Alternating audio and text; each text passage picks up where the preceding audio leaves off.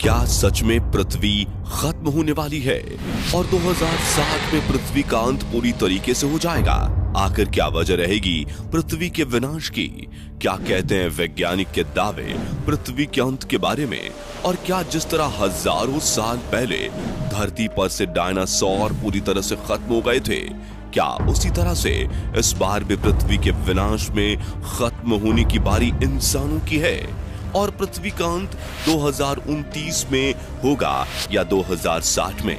दोस्तों, अगर आप भी जानना चाहते हैं कि पृथ्वी का अंत कब और कैसे होगा, तो आज का यह वीडियो आपको पूरा जरूर देखना चाहिए। बस वीडियो को स्टार्ट करने से पहले वीडियो को एक लाइक करके चैनल को सब्सक्राइब कर लीजिए, क्योंकि यह वीडियो हमने बड़ी मेहनत से बनाई है। चलिए शुरू करते हैं। दोस्तों, इस संसार का एक नियम है कि जिसका जन्म हुआ है उसका अंत भी एक ना एक दिन जरूर होता है, और यह नियम पृथ्वी पर भी लागू होता है, क्योंकि अगर पृथ्वी का जन्म हुआ है तो इसका अंत भी जरूर होगा।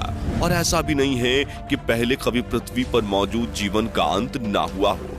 आज से हजारों साल पहले धरती ने अपने स्वरूप को बदला था, और एक एस्टेरॉयड के धरती से टकराने के बाद हमारी पृथ्वी लावे की तरह दहकने लगी थी और डायनासोर जैसी भयानक प्रजातियों का पूरे तरीके से अंत हो गया था।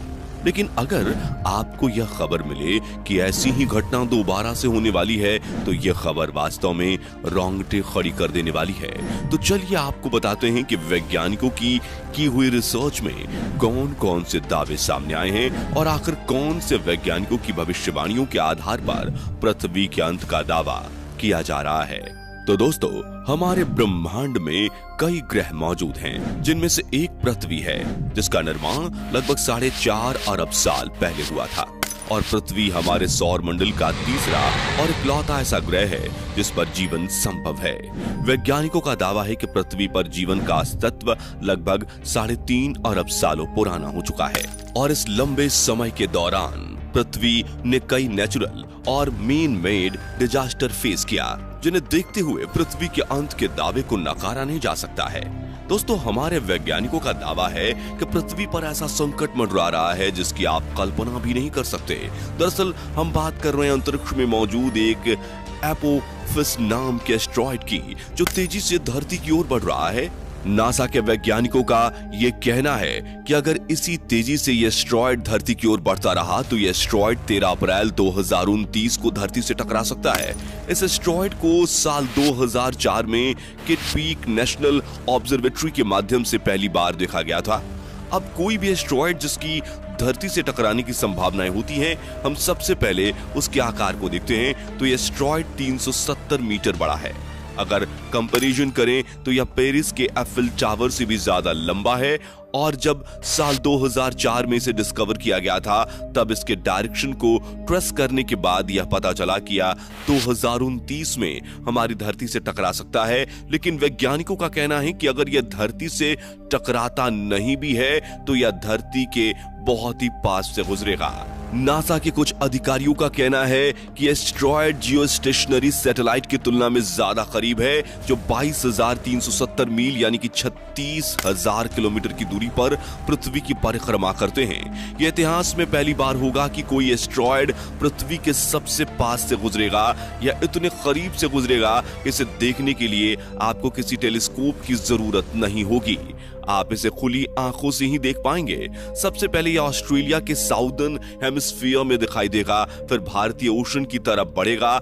इस एस्टेरॉयड की स्पीड इतनी होगी कि अटलांटिक ओशन को पार करते हुए अफ्रीका को क्रॉस करने में इसे ज्यादा से ज्यादा सिर्फ 1 घंटा ही लगेगा।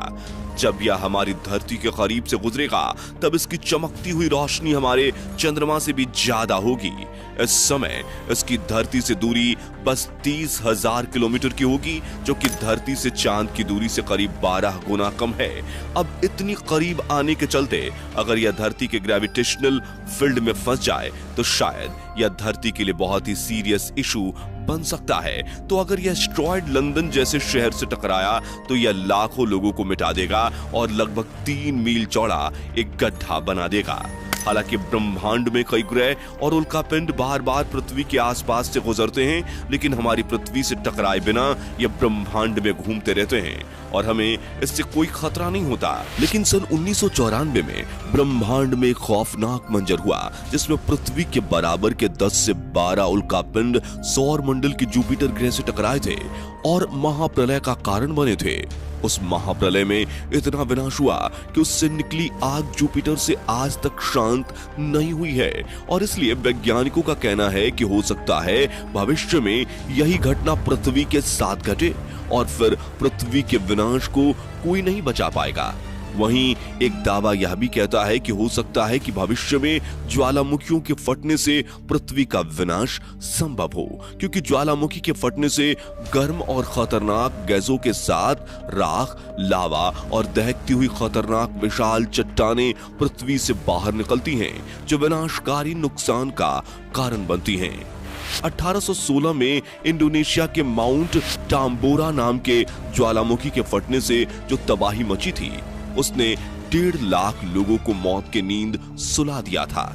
और यह भीषण तबाही एक साधारण सी ज्वालामुखी से हुई थी, तो आप खुद सोचिए कि अगर पृथ्वी में मौजूद भयानक ज्वालामुखी फटने लगेंगे तो पृथ्वी का क्या हाल होगा, क्योंकि इन ज्वालामुखी के फटने से जो लावा निकलेगा वो ब्रिटेन देश से भी 8 से 10 गुना ज्यादा बड़ा हो सकता है और जिसकी वजह से आकाश में घने काले धुएं के बादल बनेंगे और कई हजारों सालों तक सूरज की रोशनी पृथ्वी पर नहीं आ पाएगी, जिसकी वजह से पूरी पृथ्वी एक बार फिर बर्फ की चादर के नीचे दब जाएगी।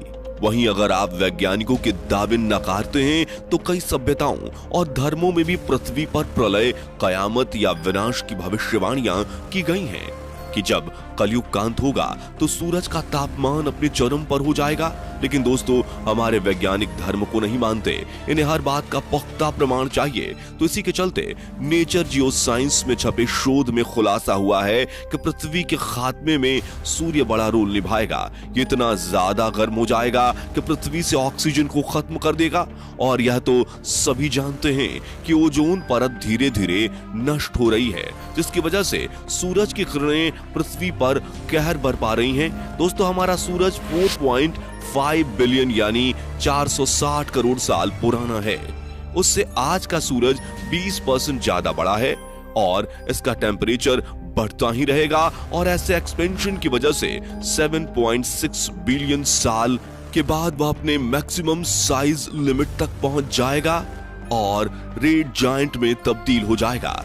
तब वह अभी के मुकाबले 3000 गुना ज्यादा ब्राइट होगा और बढ़ते साइज के साथ सूरज धीरे धीरे अपने पास के प्लेनेट को निगलना शुरू कर देगा। सबसे पहले मर्क्यूरी यानी बुध ग्रह को, फिर वीनस यानी शुक्र ग्रह को और आखिर में हमारी पृथ्वी को। जब तक धरती की बारी आएगी तब तक तापमान इतना ज्यादा बढ़ जाएगा कि यह सूरज जो हमें अभी जिंदगी देता है, वही सूरज हमें अपनी तीव्रता से हमारी धरती के जीवन को खत्म कर देगा। समुद्र और नदियां सूख जाएंगे, धरती पर बारिश का नामो निशान नहीं होगा और सूरज भीषण आग उगलेगा जो धरती को पाताल लोक तक भस्म कर देगी और लगातार इस गर्मी के चलते सब कुछ चलकर राख हो जाएगा। वही लॉ ऑफ ग्रेविटी की थियरी समझाने वाले the father of modern science Newton के अनुसार ये दुनिया सन 2060 तक खत्म हो जाएगी। न्यूटन ने 1704 में कहा था कि 2060 तक धरती खत्म हो जाएगी। खास बात यह है कि न्यूटन ने यह ऐसे ही नहीं कहा था, बल्कि इसके पीछे न्यूटन ने दुनिया के खत्म होने का एक फॉर्मूला भी दिया था, जो कि 1727 में उनके मरने के बाद उनके घर के नोट्स और चिट्ठियों में दर्ज था, जिसे सारा ड्राई ने अपनी किताब द न्यूटन पेपर्स में साफ साफ बताया। गति के नियमों के तमाम फॉर्मूलों का आविष्कार करने वाले न्यूटन ने उस नोट में यह कहा था कि एक समय ऐसा आएगा कि पृथ्वी के घूमने की गति बदल जाएगी, जिससे दिन और रात आधे हो जाएंगे और वर्ष 2060 के बाद पृथ्वी पर समय बिल्कुल ही खत्म हो जाएगा।